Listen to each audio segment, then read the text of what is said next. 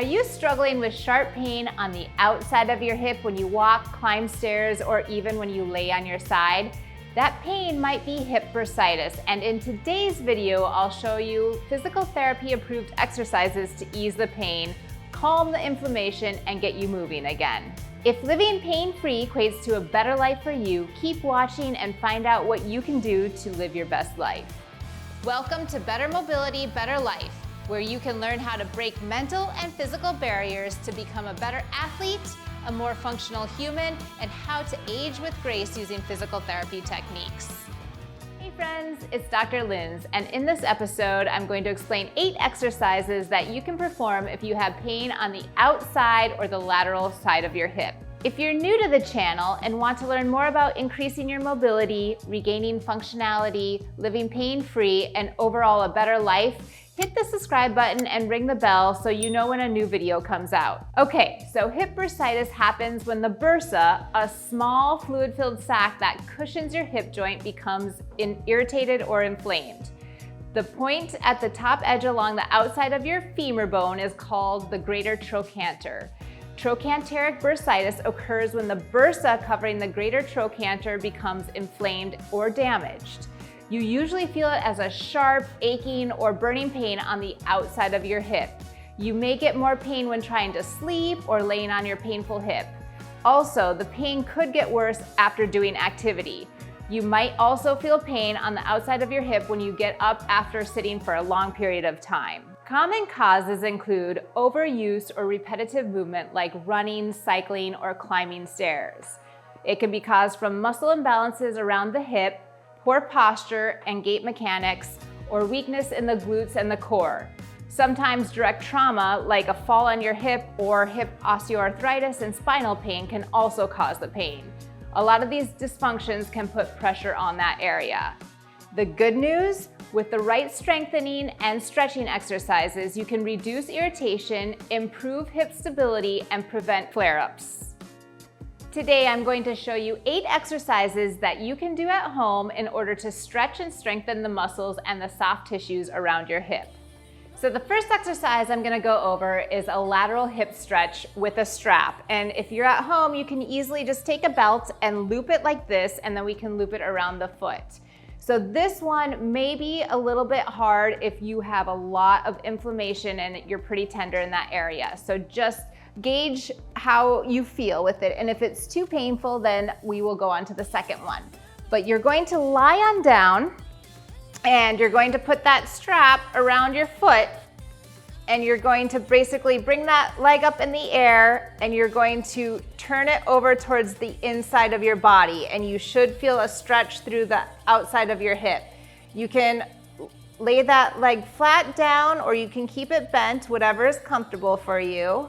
Again, if this is too much pain or too tender in the early days, then just hold off with the stretch, but I'm gonna have you hold for about 20 seconds, and then you can come back to neutral. And if you can do this 3 times, that's preferred, and I would do it on both sides just to keep your flexibility good on the uninvolved side as well. So then the second stretch that you're going to do is the Piriformis stretch, and that also should get the side of your hip right here. So what I'm gonna have you do is cross your ankle over your opposite knee of the involved side, and if you are flexible enough, I'm gonna have you reach for your opposite thigh and bring it towards your chest. So here again, we're gonna hold for a good 30 seconds. You should feel a nice stretch in either the back part of that hip or that buttock, or sometimes you may feel it on the inner thigh depending on where you're tight. So we hold for 30 seconds, and I would do 3 of these on each side as well. If you don't have the flexibility, or it's too hard to bring that knee towards your chest, or that thigh towards your chest, you can grab your knee and you can bring it towards your opposite shoulder, and you may just feel a different type of stretch, so you might want to include this one anyway, but that should get more of the side of the hip right here. So again, we're stretching all the structures on the side of the hip to relieve that pressure off that bursa. And this one too, you're holding for about 30 seconds, and you're gonna do 3 on each side. All right, for the next stretch, we're gonna stretch the front part of our hip, And you can do this one of two ways. So the first way you can do it is lying on your side, grabbing that ankle and pulling it towards your buttock. Here you should feel a nice stretch in the front part of that hip, and you're gonna hold for 30 seconds. I want you to do 3 of these on each side. If this is difficult for you to do or you can't reach that foot, again, you can grab your belts and you can loop it around that foot. And then you turn onto your stomach and you can bring your ankle towards your buttock this way. Again, you should feel a nice stretch in the front part of the hip, hold for 30 seconds, do 3 of these on each side. There you go.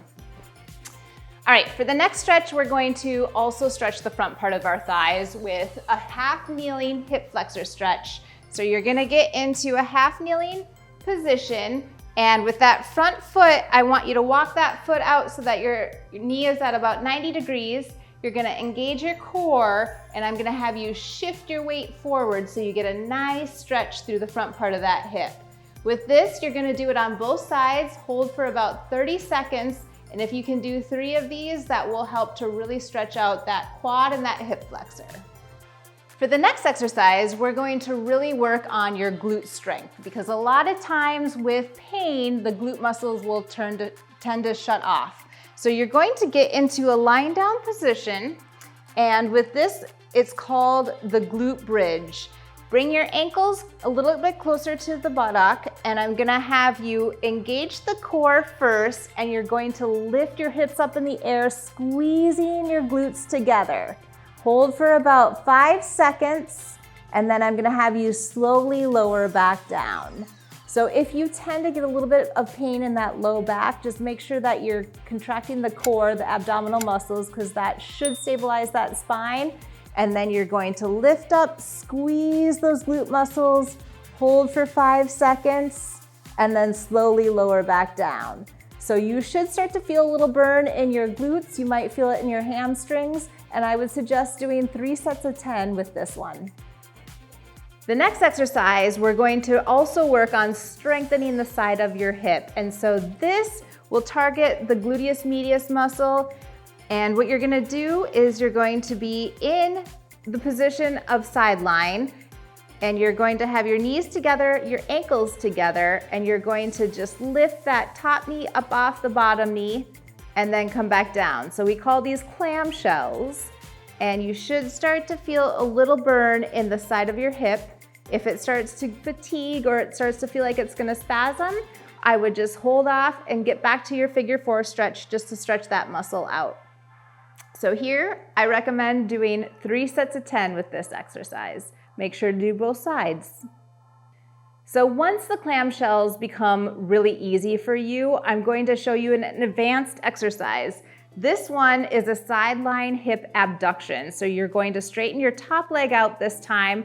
The bottom leg, you can keep it bent wherever it's comfortable just so you are stable with it. Get those abs nice and tight again, and you're gonna just lift up in the air and come back down. So just hold for 1 or 2 seconds at the top. Just make sure you're not going too fast. Again, this is really targeting the side of your hip, so you might feel a little burn there. Take rest breaks as needed. If you do feel like that muscle is gonna spasm or it's starting to get really tight, again, break into that Piriformis stretch or that figure 4 stretch. And with this exercise, ideally you want to work up to 3 sets of 10. And then you can start adding some resistance if that gets easy. So the last exercise I have are donkey kicks, and this is a really good glute strengthener. So you're going to get on all 4s and make sure that your wrists sit right below those shoulder joints and your knees are right below the hips. If you have bad wrists and you're on a mat like this, you can move to the top part of the mat, and that will help to protect those wrists. But again, the goal is to keep that back flat and your abdominals nice and tight. You're going to lift your leg up in the air, and I want you to squeeze that glute as you're doing this. So you should feel a good burn again in that hamstring and that glute muscle. And I want you to do 3 sets of 10 on both sides with this. If hip bursitis has been holding you back, these exercises can be the first step towards long-term relief. But remember, consistency is key. Do them regularly and give your hips Time to heal. Please note that this information is purely educational and not medical advice. There are many causes of hip pain, so please use this as a guide. If your hip pain persists, I advise you to see your trusted physical therapist. If you found this video helpful, hit that like button, subscribe to Better Mobility, Better Life, and share this with a friend who's struggling with hip pain. Until next time, move better, feel better, live better.